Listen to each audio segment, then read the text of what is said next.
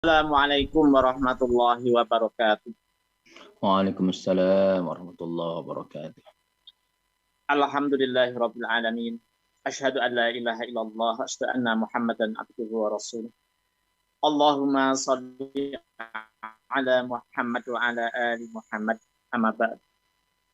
Faqala Allah Ta'ala fi kitabil karim. A'udzu billahi minasyaitonir rajim. Yarfa'illahu alladziina amanu wal ladziina utul ilma darajat. Al-ayat. Segenap asatid, kiai, ulama, rahimakumullah. Puji syukur kita panjatkan kehadirat Allah. Alhamdulillah, kita semua masih diberikan oleh Allah kekuatan untuk senantiasa bersama-sama di jalan dakwah, tak lain dan tak bukan dalam rangka untuk menggapai ridha Allah Subhanahu wa Ta'ala. Dan mudah-mudahan hingga akhir hayat kita, keistiqomahan kita di dalam jalan dakwah ini senantiasa terpatri di hati sanubari kita semua. Amin. Apabila kita melihat pendidikan yang ada, wabil khusus di negeri ini, maka kita bisa mendapati bahwa dari kurikulum demi kurikulum, dari penguasa ke penguasa, sedari dulu sampai sekarang, maka nampak bahwa tidak memiliki arah yang jelas. Apabila kita cermati, kenapa seperti ini?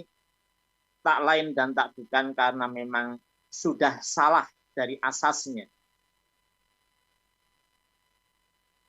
Karena yang menjadi acuan adalah asas sekuler, di mana dipisahkannya urusan agama dengan urusan dunia. Sehingga seolah-olah dengan itu manusia lebih hebat daripada yang menciptakan manusia, maka yang bisa kita lihat bukannya kebaikan, tetapi kerusakan demi kerusakan. Bahkan sampai yang terakhir ini pun, apabila kita telusuri, mereka menginginkan bahwa produk dari sebuah pendidikan menghasilkan anak yang memiliki literasi yang bagus dan juga memiliki karakter yang bagus menurut mereka, yaitu karakter Pancasila. Tapi apabila kita cermati, maka di situ semakin menunjukkan ketidakjelasan daripada arah yang ingin mereka inginkan. Karena seperti apa karakter yang mereka inginkan, gambarannya pun juga nggak ada. Seperti apa? Suri toladannya siapa? Sehingga produk akhirnya akan seperti apa, maka itu tidak ada. Walaupun mereka selalu bilang bahwa ini bukan berbeda dengan kurikulum-kurikulum sebelumnya, tetapi ini menyempurnakan. Namun dalam realitasnya, mereka pun tidak sadar menyalahkan daripada langkah-langkah yang ditempuh sebelumnya. Dan tidak menutup kemungkinan di masa depan apa yang diberlakukan sekarang pun akan disalahkan oleh pemerintah berikutnya. Kenapa? Karena memang asasnya yang sudah tidak jelas. Jelas tapi sebenarnya nggak jelas. Ya karena memang rusak. Yang kedua, hasil yang dihasilkan pun juga selain tidak jelas arahnya, juga memang sekiranya ada produk-produknya adalah materialistis. Kalau kita lihat budaya flexing,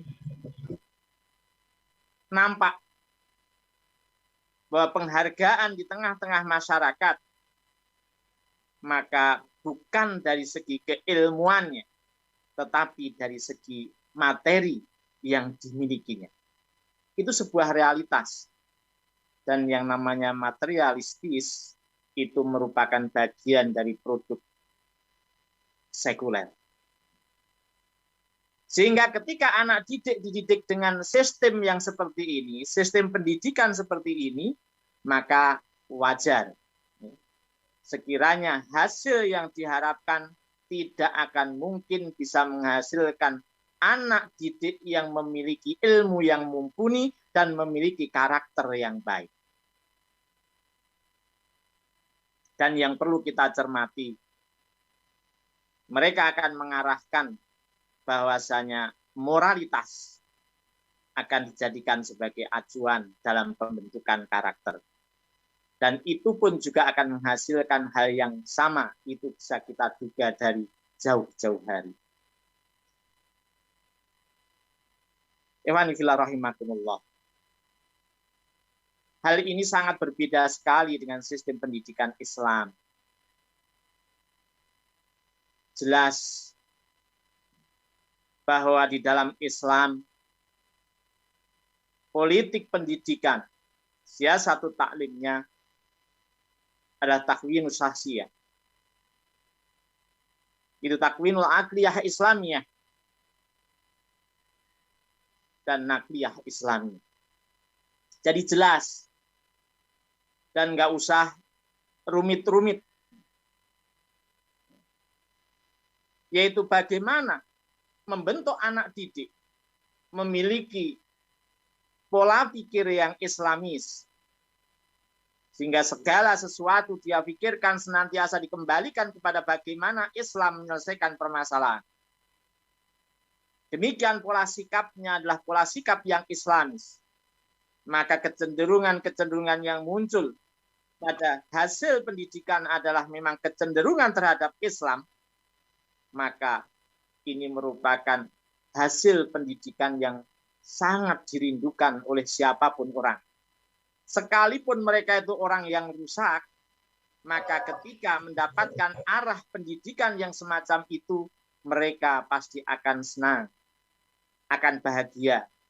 Kecuali memang kalau sudah dasar berpikirnya tidak suka terhadap Islam. Sebagai akibat dari Islamofobianya sudah muncul pada dirinya. Atau mungkin dia menjadi agen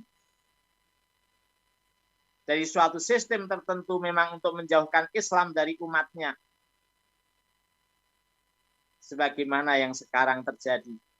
Bagaimana propaganda demi propaganda dalam rangka untuk menjauhkan umat Islam dari ajaran. Demikian pula di dunia pendidikan. Jadi arah yang akan ditempuh yaitu membentuk karakter yang bukan berdasar dari Islam, yang digali dari ajaran Islam, tetapi digali dari olah akal fikir manusia. Dan yakinlah, selama itu hasil olah fikir akal manusia, maka hasilnya tidak akan pernah sempurna sebagaimana yang diharapkan oleh manusia itu sendiri. Kenapa? Karena yang mereka usahakan bagikan fata morgana, utopis, nggak jelas. Sehingga saya mengatakan bahwa itu tidak jelas karena memang tidak ada suatu sosok yang dituju. Tidak ada suatu tujuan yang memang arahnya satu. Tidak ada. Apalagi ketika ingin membentuk karakter, tetapi nilai-nilai ketuhanan, suatu amalan yang mengharapkan keridhaan di hadapan Allah itu tidak ada, maka yang muncul sekiranya orang berkarakter baik, maka itu hanya ketika di depan mata.